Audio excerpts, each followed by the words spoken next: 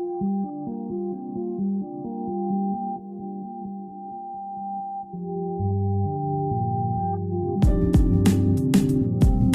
and welcome to our 100th episode of the Gutenberg Changelog podcast. Now let that sink in a little bit. 100 episodes, that's about at least 80 hours together, dear listeners. And today, the 100th show, I'm thrilled to have a special show for you, for me, and hopefully also for our guests here. I have with me Stacey Holtz and Gary Kovar from the Lone Rock Point agency. But how would you know them? Yes, they worked with others on the NASA's new website. Switch to WordPress and the blog editor, and we will have a great chat about the scope of the project, how WordPress really scales, and how they did it in development as well as in user training, content creators, blogging stuff, working with blogs. I'm your host, Birgit Polly-Haar, curator at the Gutenberg Times and a full-time core contributor to the WordPress open source project sponsored by Automatic's 5 for the Future program. So let me introduce my guests today. Stacey Holtz has been with Lone Rock Point for 3 years, focusing on project and team management as group account director. Her significant contributions to the NASA project have been highlighted through her leadership in user support training efforts, especially in guiding users on the effective use of custom-built blocks. Welcome, Stacey. So happy you're on the show. Also Thank with you. us, I'm so excited to be here. it's cool. It's cool. So also with us is Gary Kovar. Gary Kovar, principal software engineer at Lone Rock Point, and his role during the NASA project was he was instrumental in steering the team towards the beta phase, was key in the integration of search.gov, and oversaw the management of more than 200,000 redirects. He's notably skilled in bringing together historic materials and managing the Space Station Research Explorer, as well as various other non-WordPress static content. Now, there were a few words in there that I need to clarify later. Welcome to the show, Gary. Thanks, excited to be here. Yeah, it's wonderful. I also want to point out to our listeners, what's the connection with NASA? Yeah, it's apart from that you're awesome and that you built a phenomenal blog-based website. I have a high affinity for NASA. 15 years ago in 2009, I was part of the first tweet up for the shuttle launch 129 on Cape Canaveral, and we were 2 days. We were 150 people from Twitter that had been following NASA for the last 2 years or so on the platform, and they were invited to come to Cape Canaveral, spend a whole day in talks and meet some of the engineers and meet astronauts. I met Mike Macedoma and Miles O'Brien was there, and quite a few engineers were there to tell us what it all entails in a shuttle start. And we, of course, didn't completely get it, but we had a very new take on it because, and that was the idea from the social media team, that the news takes us in 129 shuttle starts. You can't always, there's no news in there unless something happens. Yeah, so there's no excitement. There is no excitement about the payload, about what's going on with the astronauts. Yeah, we waved with the astronauts from the airplane, and that was really something. So we 150 people brought a new take on it because it was all new to us. And we wanted to share video and interviews and all that with our audience. And the story for the news, the main news outlets were the tweet up. We were the news on NASA, etc. So it was really interesting to talk to Miles O'Brien and all the others and get that royal treatment on the press mount. And of course, the excitement of the shuttle start. It was really changing for me. Yeah. And then I really got the Explorer part of it was really interesting. So I can't really put it in words still. Yeah, after 15 years, I'm back there. So that's kind of, I thought, oh, yes, this comes good together, and let's do a show on the Gutenberg changelog about the NASA website and bring this all together. So what will we talk about today? I think we have three main topics. One is kind of briefly talk about the scale of the project because it's enormous. Yeah. We talk about the sites, the people, the blocks, the processing, the time that it takes to bring something together. And then we talk about the actual block and theme development, about design systems migration. And then the last part was it's the most important part actually. Yeah, it's one of the path was clear for the development. Yeah, how did the content creators they needed to be trained, the publishing flow revamped, what new sites built, new pages built, and all that. So, and there is another news part of it, April 8th, talking about scale, right? April 8th, what happened there was NASA live streamed the solar eclipse, the one in 35 years. And there's only one traffic number that I know about, and that is that between 4.5 hour span, 1 billion requests were made to the nasa.gov website, with a large majority served under 400 milliseconds. So this is a real scaled operation. I don't think that many other websites get in that amount of time so much traffic. How did that feel, Gary and Stacy? You probably were watching as well. Oh, yes. I traveled to view the eclipse in person and I took my laptop with me. So as I was sitting there waiting, I was tethered and kind of watching traffic increase. And yeah, stunning. Certainly the busiest site I've worked on. How did you see the solar eclipse, Stacey? Yeah, same. I was not traveling, but I was, running back and forth between, my kitchen and the back deck to, put my glasses on and view it and then come back and check on everything and make sure, our user community didn't need any support of any kind. So definitely was a fun day. And I will say, some of the reason that we were able to handle that kind of traffic is there was plenty of prep. Obviously, eclipses don't sneak up on us, so we knew it was coming. And both, on the content creator side and the technical side, we were able to posture ourselves for this expected increase in traffic, and extremely thrilled with how it all went. Yeah, it's awesome. Awesome. And the latest web news about NASA, of course, there are others, yeah, plenty of news, and you can all check it out on nasa.gov. But the latest news is that NASA got the Webby Awards for the new live stream site. Congratulations to you all and the team. That's wonderful. And so what is that live site about? What was that? How did that come to pass? Yeah, so NASA Plus is pretty cool. NASA, of course, everybody has a streaming service, so why shouldn't NASA, right? And so plus.nasa.gov is NASA's streaming service. The neat part is it's a WordPress site. And so WordPress functions as the control room for content creators to put together playlists and spotlight content. Any live event that takes place is run through and both live on plus.nasa.gov, and higher traffic stuff is co-streamed on www.nasa.gov. But you can install you can install the NASA app and on your any device and have live streaming. It's cool, very cool. And the part that blows my mind every time I fire it up on my Apple TV is that it's just hitting the WordPress REST API. Like that's pretty wild to me. Yeah. Yeah, no, I can see that. Yeah, it's really pushing the envelope on the REST API.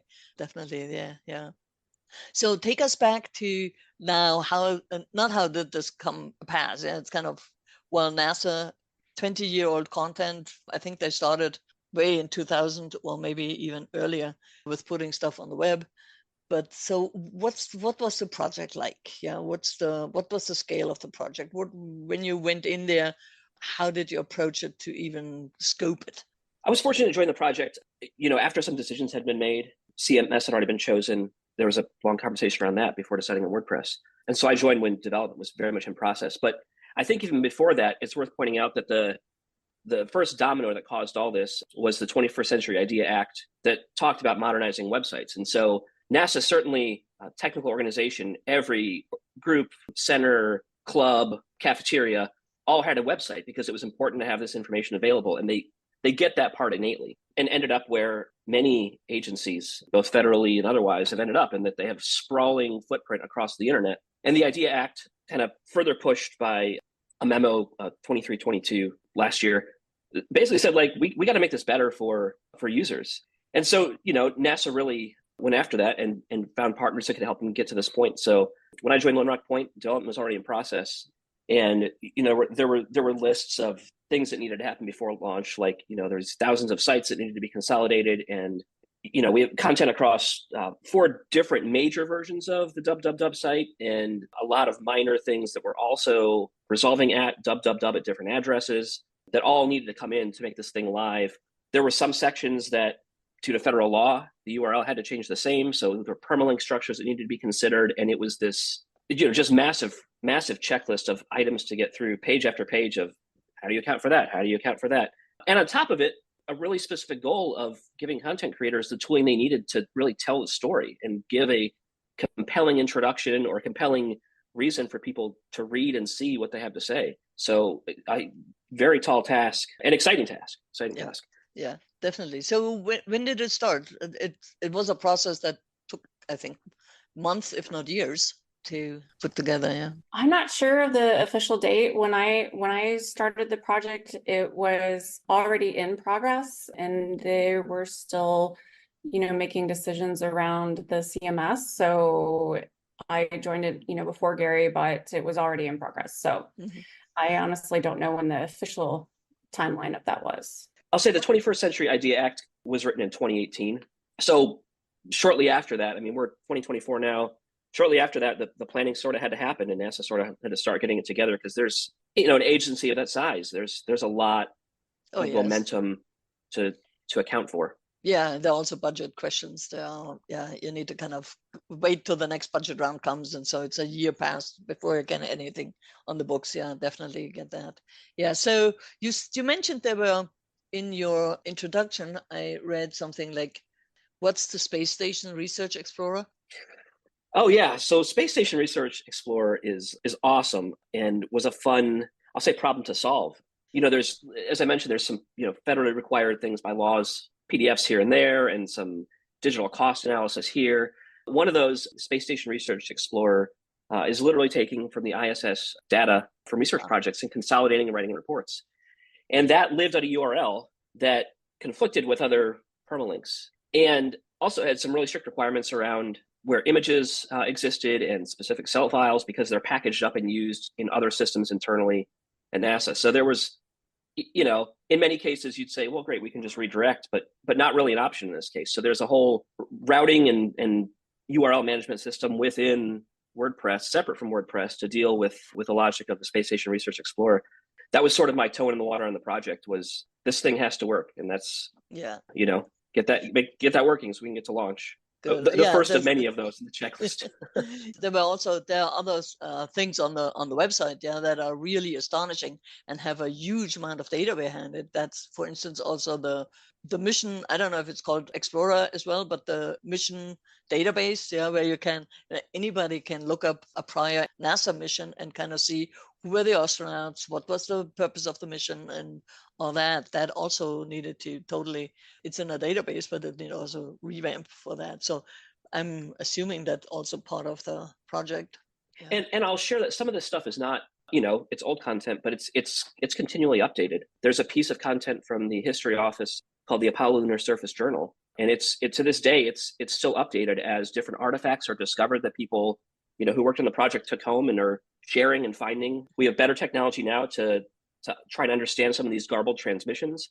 Oh, yeah. So there continue to be updates there, and it's a highly trafficked area of the site that had to be migrated in as well, and recognize the effort that volunteers across the globe are making on that. Yeah, so you mentioned thousands public sites. How can you even have thousands public sites? It's kind of really interesting. Yeah, but when you say the cafeterias and all the offices, they all had public sites. So yeah, it kind of gets together. Then 456 users that log into some part of the website. Yeah, and they're mostly content creators, I would assume. And then I read in one of the blog posts that you built 55 custom blogs. Yeah. So how did you approach the development that went from, so you had a design company, I would assume, or was it also done in your agency, the design steps to come to that? Yeah, great question. So design actually happened in parallel while CMS was being chosen. So the design system we use is called Horizon Design System, and a design agency put this together. Very ambitious design system. They tried to account for every use case they could think of within NASA. without being informed by, what can the tool we're using actually do? And so design system was, I'll air quote, finalized, like, design systems ever finalized, but finalized around the same time the CMS was chosen, give or take a little bit. During the implementation, actually developing this, there was a lot of discovery of, oh, gee, this wasn't considered or accounted for, because there was no way the design company could have discovered or accounted for it. How do we deal with that? And so ultimately, if we had completed the entire design system as spec'd out, I wonder how many blocks there would be. Probably hundreds. Yeah. So many compelling ways to tell the story. We ended it at 55 by virtue of, at some point the thing's got to launch. We can't build forever. But also, these are the pieces that are necessary to broadly to accomplish what needs to be accomplished. Since launch, a couple more blocks have been added specific to streaming. Yeah. Oh, yeah, totally get that. Yeah. So there's this underlying question that probably any agency has that kind of need to talk with clients about it.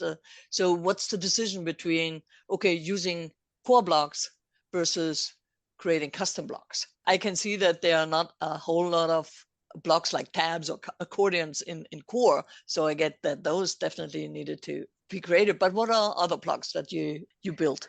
Yeah, I would say that there's a lot of blocks that allow relating content to other content. So selecting related content either automatically or dynamically, identifying you might want to continue reading on. In some cases, that's accomplished with custom blocks by virtue of the design system needs. So the design system sort of dictates that to accomplish this, we need to give content creators X amount of control that aren't available in core blocks. Even things like imagery. So we've extended the core image block quite a bit to account for not just captioning, but credits, descriptions. There were some needs to link to, in some cases, an image article, in other cases, to link to the raw image. That's dynamically chosen when the block's in use. So there's a lot of, one of the major goals was, provide compelling content and continue providing compelling content. And so to that end, the blocks are serve that purpose and go beyond what core would need specific to NASA's needs. Yeah. Speaking of imagery, there is this image, there are hundreds and thousands of media assets, mostly probably images and videos. I know that the Hubble telescope and now James Webb telescope, they produce a ton of images. Yeah. I don't think that go through the WordPress media library, or am I?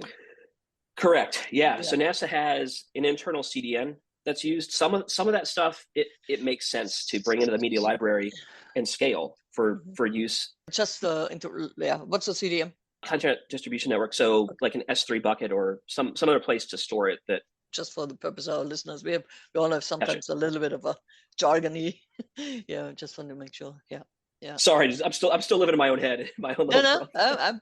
I know how to stop you. Yeah, CDN. Yeah.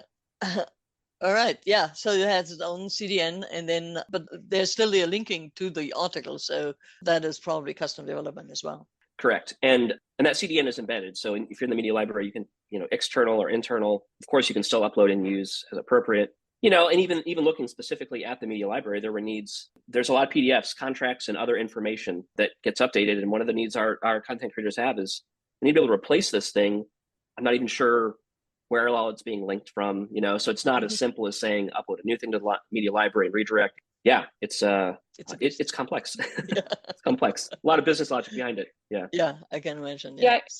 It's not like you upload your own, you think in your own, WordPress website or wherever, you upload your image and maybe one or two other people use your image, right? You think about, you have hundreds of content creators and they're looking for a specific image that was uploaded and it's used in multiple places, or the PDF is used in multiple places.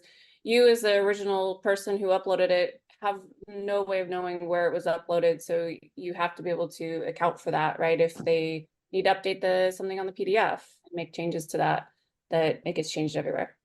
Yeah, I can see that. Yeah. And that definitely needs to scale quite a bit there. Yeah. Because it's also geared towards NASA and the use case there. Were there any blocks where you considered maybe later on we could kind of public source them or open source them and make them available for the brighter WordPress community?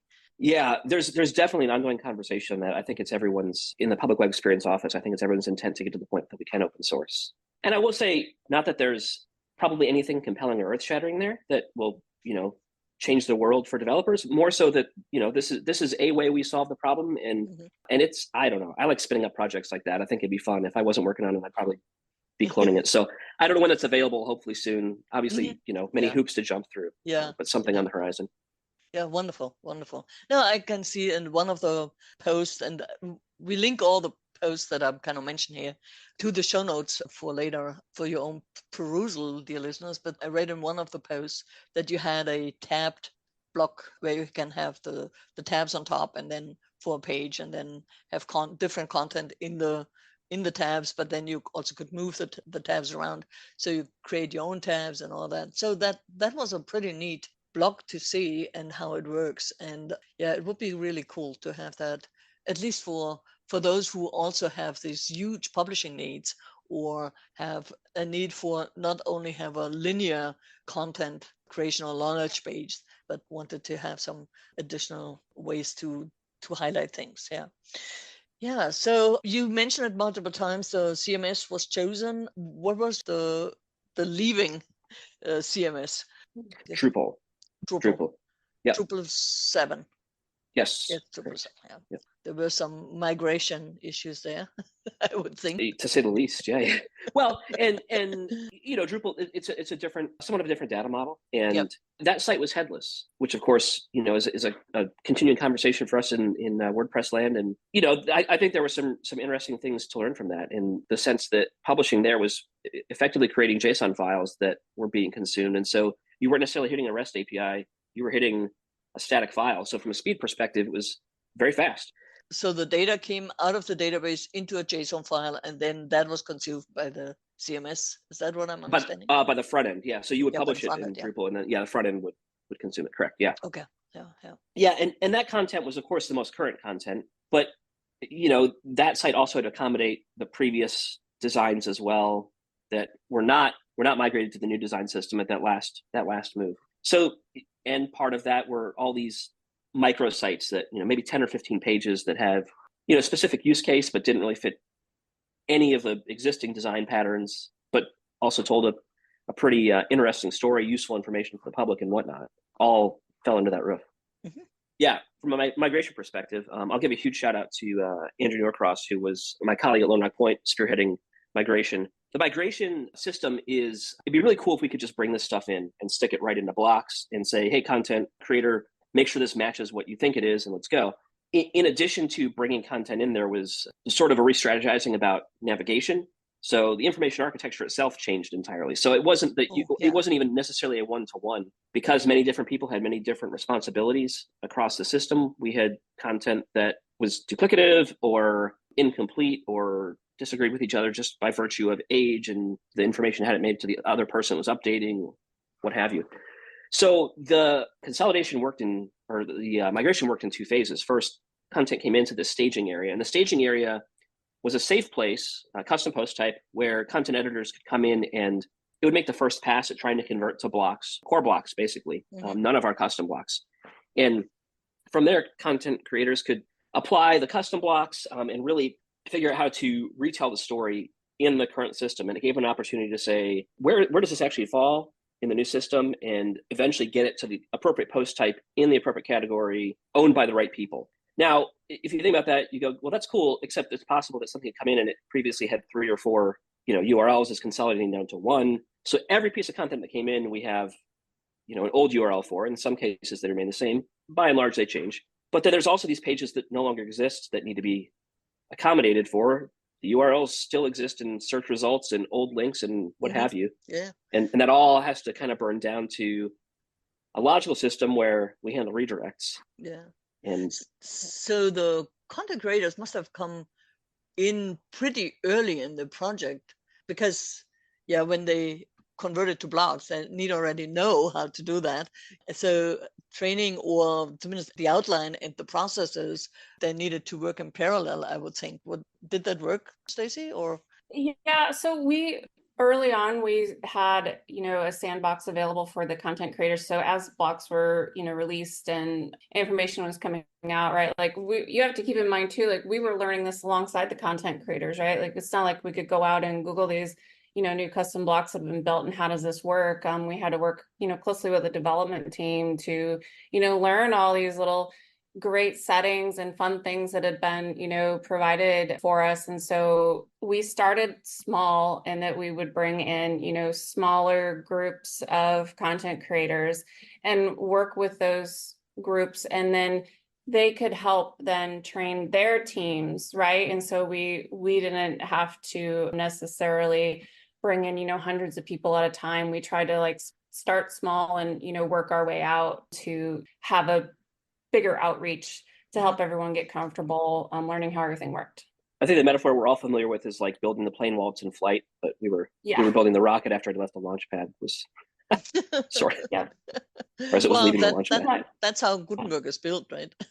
Yeah, I mean, WordPress. Yeah. Well, to that end, the best way to understand what users want is to get something in their hands and get feedback, right? So it's a very real feedback cycle, and helps refine the product for what's actually necessary, for sure. Yeah, and also it really helps to know what the people actually will do the work 2 years from now, kind of start out and need to learn how to do it, and how that works for them in their publishing flow. Yeah, and content creation, is really the meat of the matter. Yeah.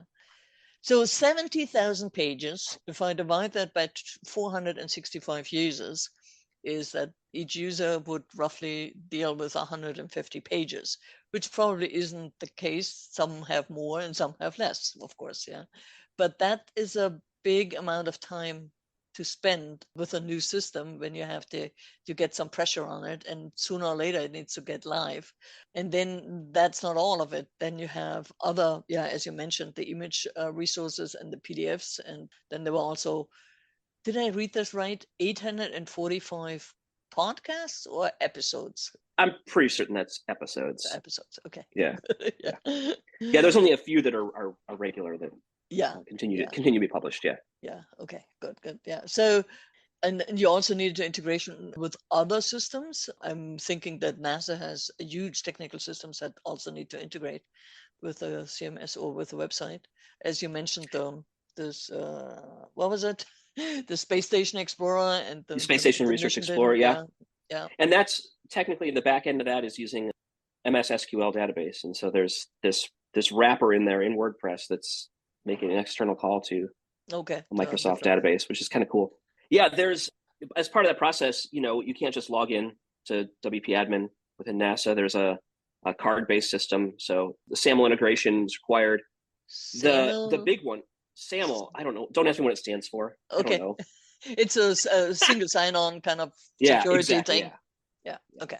Yeah, you have to put in your card and pin and lick the screen and prove your count to 10 backwards and all that. Yeah. All sorts of fun stuff. The really cool integration that I'm excited about is search.gov. So, we're familiar with WordPress internal search. One of the challenges here is that there's multiple sites at play. There's NASA Plus, there's science.nasa.gov is actually another installation of WordPress. It's not multi-site, but it's using the same systems. And so all this content needs to be searchable somewhere. GSA, General Services Agency, federal government, provides a search index for federal agencies. And so we worked really closely with search.gov to drop in a faceted search and replace WordPress core search. One of the benefits is that working with GSA, they're doing what every search engine does, and they're indexing content. So sort of by virtue of working with them, there's some pretty good SEO things that Bing and Google like, but also, good practices to make it easy to identify content and understand. And that, that becomes more and more necessary in the fringe content that's not content creator direct type stuff. Mm-hmm. Yeah. So it probably also didn't help that Matt Cutts was part of the GSA for a long time, who was the spam fighter at Google. So, and he was he left Google and to go to the General Service Agency or to the universal data place. And I also know that Andrew Nason, one of the core lead developers, worked there as well. So yeah, there are some great technical minds in there as well. Yeah, that's an agency that can do mighty things for sure. You mentioned the mobile apps, the iOS app, as well as the Android app from NASA in conjunction with the live stream, but you can also just see the website there or navigate Yeah. the website there. Yeah, but that's also headless then, or Yeah, correct. That's just using the REST API. Yep. okay. And then, yeah, go ahead. Sorry. Yeah. No, so you build both mobiles up natively, and then just go out and pull the data from the REST API. That's right. There's another team that does the apps. There's an apps team within that we've worked pretty closely with, and they're by and large they're hitting regular WordPress REST endpoints. There's a couple custom endpoints we rolled, but generally it's built-in endpoints. One other fun use of REST endpoints that I think is pertinent here. I talked a little about science and the www site being two different sites. As a content creator, sometimes you span. You're working on content that spans both, and so you need to be able to link between the two. So the sites communicate with each other via the REST API, and so the blocks that when you're linking to content, when you're searching for content, you're searching both sides to link to the appropriate content within blocks. So there's, as a content creator, there's not an apparent difference between sites other than what do I have access to? What am I allowed to edit? Yeah, interesting. Totally interesting. Yeah. So now the site is built or somewhat built. It kind of it's like the internet. user. Yeah. It's mostly done. It's like the internet. Oh, internet is a fad, right? It's a great fad. Yeah. I wonder when it will take off, right? Yeah, other websites are similar to these Japanese design models called wabi-sabi. It's never finished, it never lasts, and it's never perfect. So, but we really want to get close to it. And now it comes the content creators in that the blocks are built, the migration comes in. It's kind of, yeah, what's next, Stacy? How did you approach the whole, okay, people need to unlearn things before they can learn new things. And even that people at NASA are probably ahead of the technical curve. Yeah.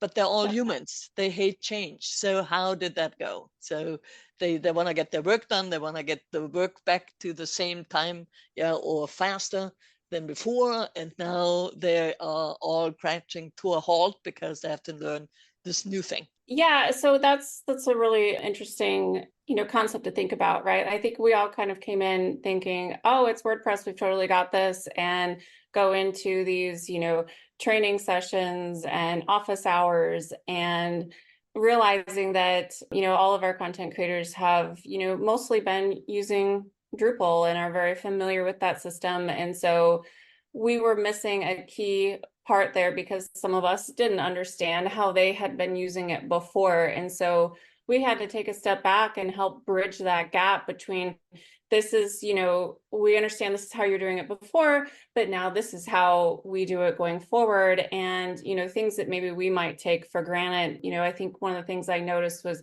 that all the different settings and options that they had, in the block itself. And like each block has its own set of very specific settings. And so it really was just sitting down and taking that time with the content creators and creating, learning resources. We're talking videos, handwritten ones, and making sure that they got into the hands of the content creators. And we learned early on too that, just creating them and, throwing a link out there and saying, here you all go, here's the newest learning resource, really wasn't working because the content creators are so busy. They're, for a while there, they were creating double content, right? Before we got to where we were launching, they were having to maintain content in two different places. And so, we started hosting office hours and one-on-one support and just making ourselves available all the time to support them and make sure that they got the information that they needed in a timely manner to help ease that transition and ease that frustration. Because it is frustrating, right? I've been doing it this way. Now I have to learn this whole new thing and I'm excited about it, but I'm still frustrated because it's just, one more thing that I have to do. Mm-hmm. Yeah. Yeah. So there must have been, and each person probably had a different time scale on that or timeline on that. But there is a point where you say, okay, this new thing isn't so bad. Let's kind of dive in.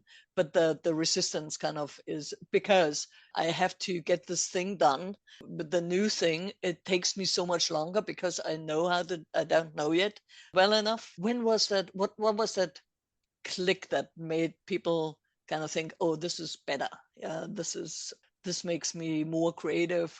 Or is that even that's an assumption of mine, but I think it was different for everyone, right? Like, because some people picked it up, super fast, because they had more time to devote to it, or maybe, they had used WordPress before, they were super familiar with it. So the learning curve wasn't quite as steep for them. Maybe took longer for someone else because they were already buried in other things. And I'm the only person that manages this content, and I manage X, Y, and Z. So I'm the only one man show over here, and I have to do all these things. And so I think it just really depended on the person and the group. Overall, though, the majority were very excited about it, and still are. And when we roll out, when the development team rolls out an enhancement, something that we've gotten feedback on, we make sure we share that widely with our user community, and they're all very excited, right? Because they've been working on it since they started in the sandbox, and it was feedback that they gave, and yay, now we have this new piece of functionality, and we're very, very excited about it. So I'll add on to that. One of the benefits now of being live is that we have the space and the expectation to build that way. As we were getting to launch, it was get everything in, get it, every block we can, as polished as we can get it before we get live. Once we got to beta, we had to transition into this place where we take a more refined approach. When it's not public facing, content creators will tolerate some disruption, but I mean, that's reasonable, like they're understanding that things are going to break. We're still actively developing. Once we entered beta, that changed significantly. And now as new features roll out, there's space for feedback and exposure prior to it going live in the system. And I think that's made a tremendous difference in users' confidence in the system and sense of stability.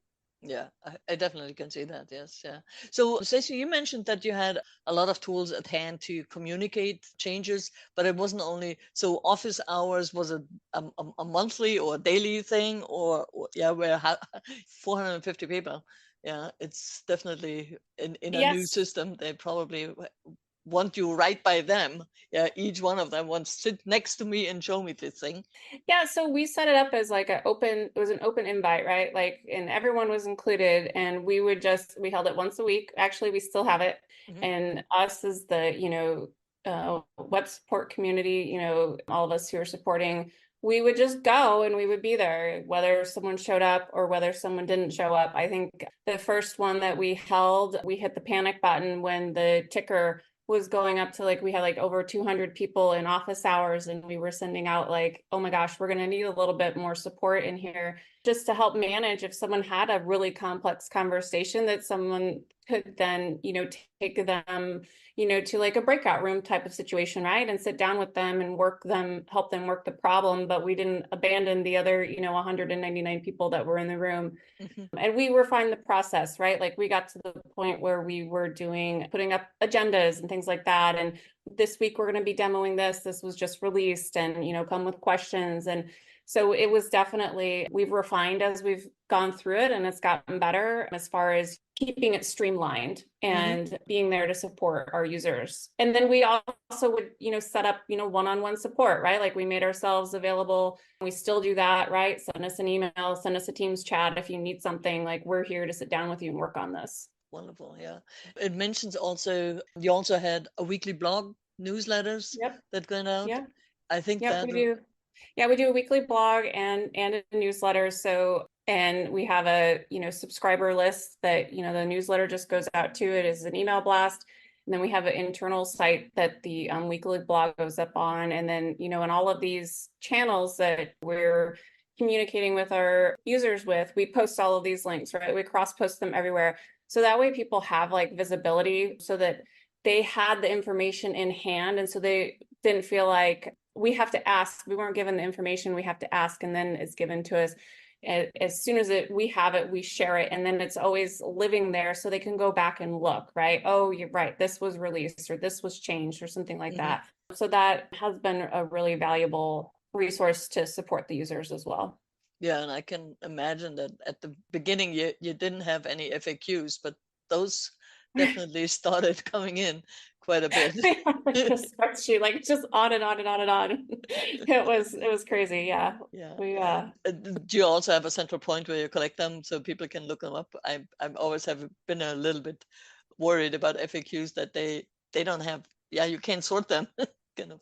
Yeah. So we We started off with that, and admittedly, I think our FAQs are probably a little out of date, but we have a form that we use that, users can submit, feedback requests or bug report or anything like that. And then it gets categorized and we all get a chance to review it and decide like who should take point on, this specific issues. That way that we don't ever want our users to feel like they asked for some help of some kind and it just fell into a black hole and no one ever got back to them. Yeah. And that can happen when you have multiple communication channels, right? Like they posted it somewhere, nobody saw it.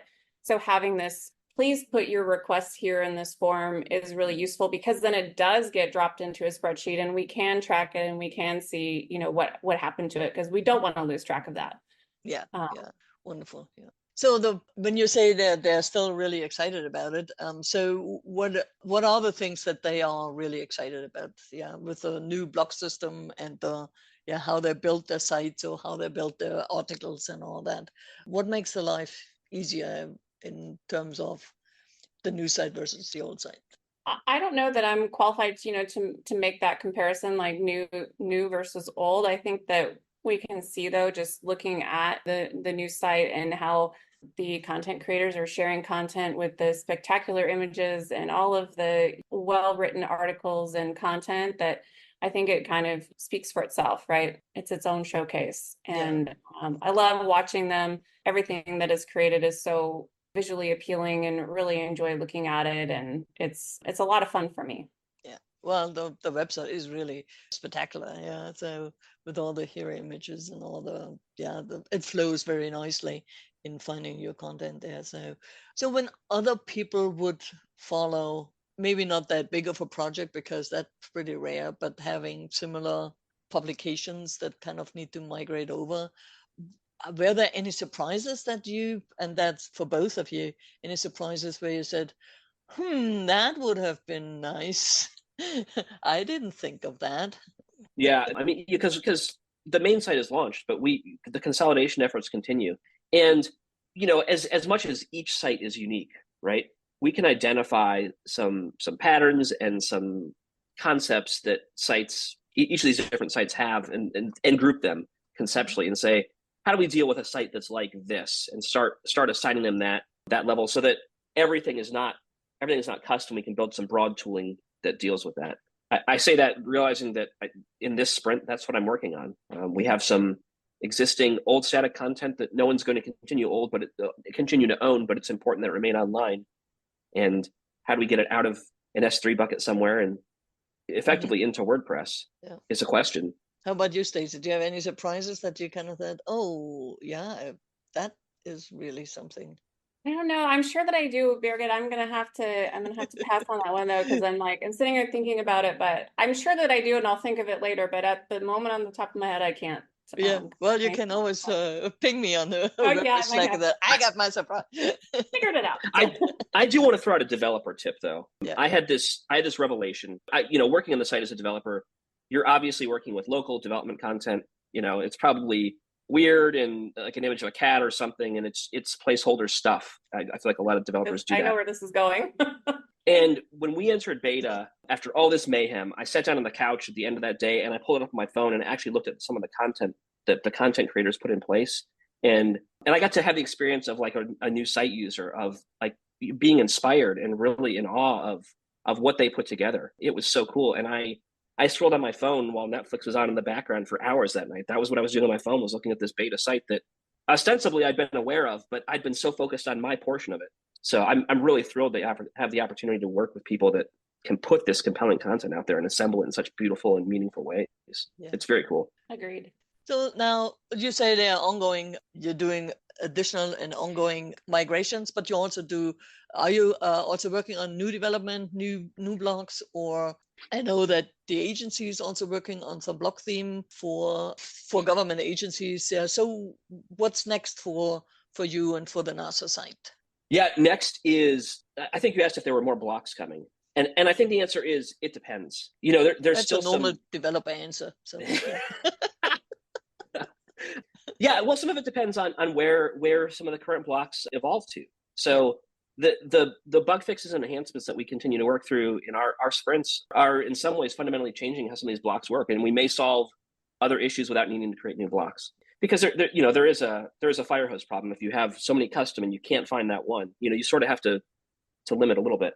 Like you said earlier, like sites are never done, and so that's definitely part of it. There's ongoing work. A lot of the ongoing work is around content at this point, and so that inherently is getting some of this content that's not so easy to find, or is external, or couldn't be handled at the initial pass, getting that into the system appropriately so that it's in search results, it's available in all blocks to be used and embedded. Those are really the areas of focus, and kind of growing the footprint of the www site. Are you also trying to figure out how to use the new APIs that come in with the Gutenberg or WordPress? Like the block bindings with the custom fields, the block hooks, and then the interactivity API. Is this also something that you're working on, or is there something that you say, okay, well, let's wait for a year to settle everything and then kind of see how that comes in? Because Gutenberg changes every 2 weeks, but you're not using the plugin in production, I would think. Correct. We're using block editor merge to core. Yeah.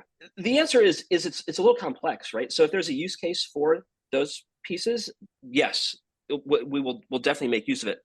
I hedge my answer, right? Because I'm a developer, but also because I think the real answer is some of that we've baked in our own way in some systems. And what would be nice to move to the way core does it, there's a lot of momentum in the existing way. Like if it's not broke, don't fix it type attitude. So I would think long term, yes, there will be a concerted effort to identify we need to be more in line with core.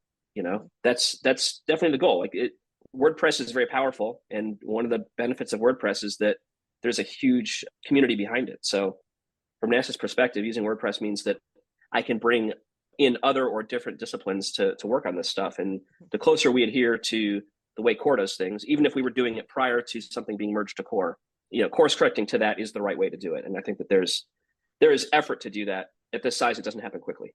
So core now, well, it's still not in core, but it will come in 6.6 days.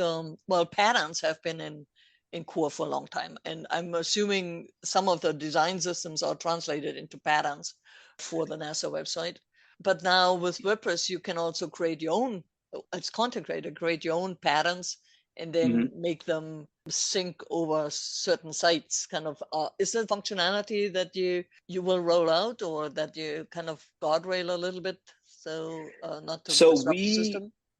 Yeah, believe it or not, the initial work was done pre-patterns being available. So we have a very similar concept of you create a new piece of content and it drops in a bunch of blocks pre-populated.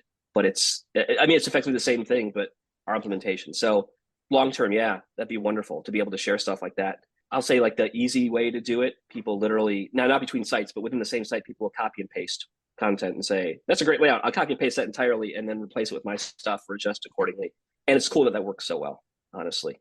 Yeah. So yes, it would be awesome if we could exchange patterns, but we do it the poor man's way. The analog way, right? Yeah, right. Sneakernet. It's sneakernet. Yeah. So what do you say, Stacy? What's next for content creators on NASA, kind of in terms of needing more stuff from development? What are the new requirements, that the new ideas that come out that challenge the developers? Yeah, I think that those come in, through it would be really nice to have, something like this. And that can be kind of hard for me to, list out for you of what all those things are that our content creators have thought of. Oh, I have this piece of content and I would really like to be able to do X, Y, Z with it. But I can tell you, as those are reviewed, or we think about these pieces and parts for our content creators, that they're always excited about the new things that come, or even if it's just like a tweak to an existing block, like now you can do this with this block, and it's like, oh wow, that's really cool, that's something that I wanted. So I see that for the community is always really receptive and open to the new ideas, and great at sharing feedback and letting us know what they need. All right, I think I'm out of my questions. I learned so much from you too. So is there anything that you wanted to kind of share with your experience that working on the site that we haven't talked about, or that you didn't get to say all that you wanted to say?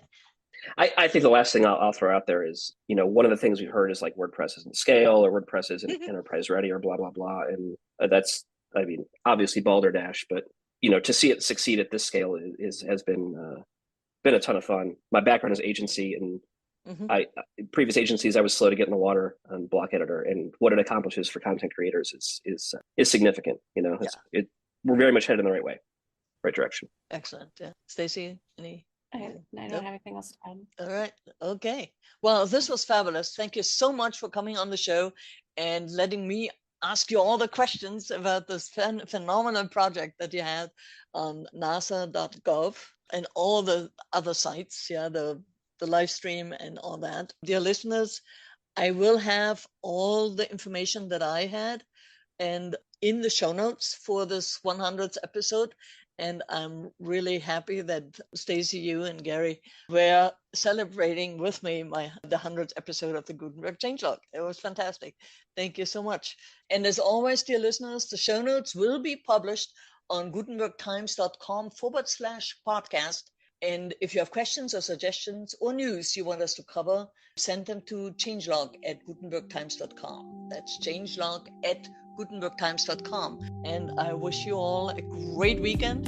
Thanks for having us, and congrats on 100 episodes. That's awesome. Well, thank you.